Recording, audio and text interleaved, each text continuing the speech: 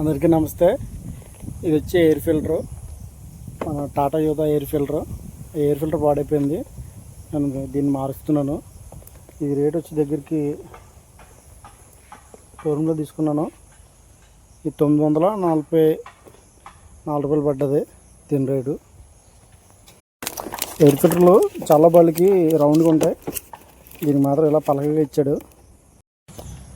ఇదే air filter ఎంత నీట్గా ఉందో, కొత్త కాబట్టి పాత జీబీ ఉందని ఎలా ఉందో.